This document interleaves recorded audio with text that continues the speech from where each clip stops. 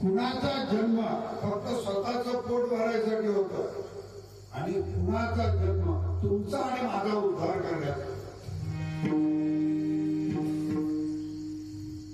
स्वार्थी फक्त स्वतःचा विचार करतो, परार्थी फक्त लोकांचा विचार करतो. स्वार्थी आणि परार्थी आपला उद्धार करून जगाचा उद्धार होतो. तो संत होतो विठ्ठल.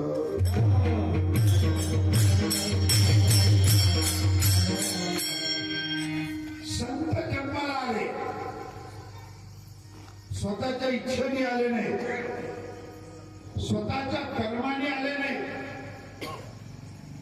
तुम्ही जन्माला आलात, मी जन्माला आलो, या हाताने केलेल्या कर्मानुसार जन्माला आलो. संत जन्माला आले, देवाच्या इच्छेने जन्माला. लोपियले भक्ती अधर्मदाला.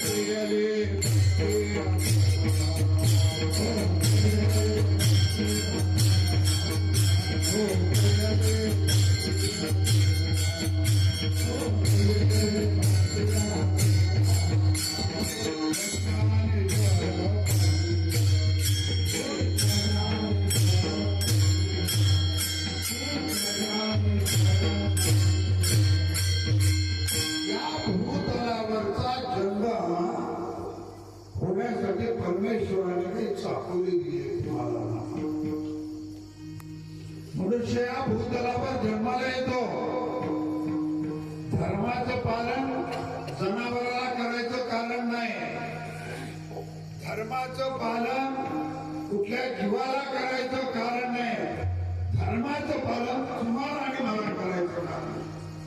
महाराजांचं प्रमाण आहे बघा. धर्माची तू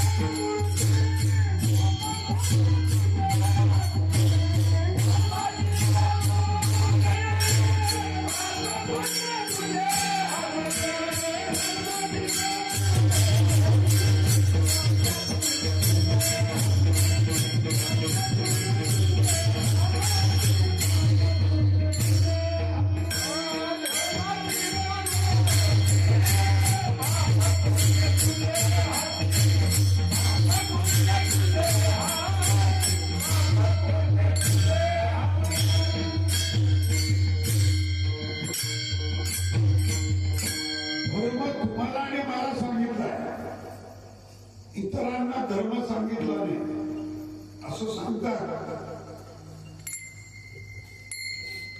इतर जीवानी माणसाला सोडून फक्त पाप भोगायचे असतात, फक्त पाप भोगायचे असतात. हा एक जीव आहे जो पापातून मुक्त होतो. पापोहम पापकर्म पापात्मा पापसंभव पाहिमां पुंडरीकाक्ष सर्व पाप हरो. सगळे पाप निघून जातात.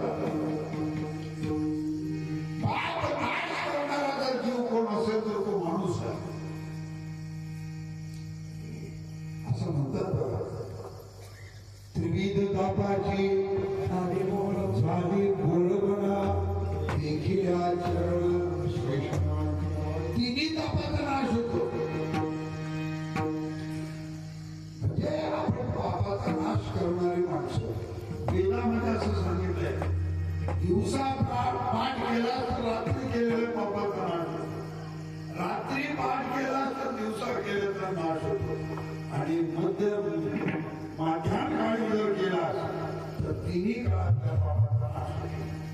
मी म्हणत नाही, वेद बोलतो सायं धियानो दिवस पापम नश्येति, प्रातः धियानो रात्रिं पापम नश्येति, सायं प्रातः इंद्रानो अपापो भवति. म्हणजे थोडक्यात चिंता काय करायचं, आपण पापातून मुक्त होणारे जीव, पाप नाहीच करणारे जीव, हे आपण. आपला जन्म करण्यासाठी झालाय, आणि संतांचा जन्म कशासाठी झाला, झाडू संतांचे मार्ग, झाडू संतांचे मार्ग. संतांनी सांगितलेला मार्ग तुम्हाला आणि मला सांगायसाठी संतांचा जन्म झाला. आम्ही वैकुंठवासी कारणाचे बोलिलेले ऋषी साधे भरताया झाडू संतांचे मार्ग, झाडू संतांचे मार्ग. संतांनी दाखवलेला रस्ता तुम्हाला मला दाखवण्यासाठी म्हणून त्यांचा जन्म झाला. ज्ञानेश्वर महाराज कोण होते, सामान्य जीव होते का अवतार सत्पुरुष होते. महाविष्णूचा अवतार रामादा ज्ञानेश्वर, महाविष्णूचा अवतार. प्रगट बीज बोले विश्व ब्रह्मजी केले, एक बोलले की विश्व ब्रह्म होऊन गेलं. एक त्यांचा शब्द होता, जयाचे वाक्य निवडे, जाहरे चित्त निधडे, ब्रह्माचे निपाडे शंभू होय. हा त्यांचा अधिकार होता. अवतार पांडुरंग नाव ठेविले ज्ञानी. अरे पांडुरंगाचा अवतार नुसता पांडुरंगाचा अवतार नव्हता, साधकांचा मायबाप, धरुषणे हरे ताप, सर्वाभूमी सुखरूप ज्ञानोबा माझा. अरे नुसता एवढंच नव्हता. ज्ञानेश्वर महाराज जन्माच्या आधी त्यांच्या समोर ज्ञान हात जोडून उभा राहिलं होतं. असं म्हणतात,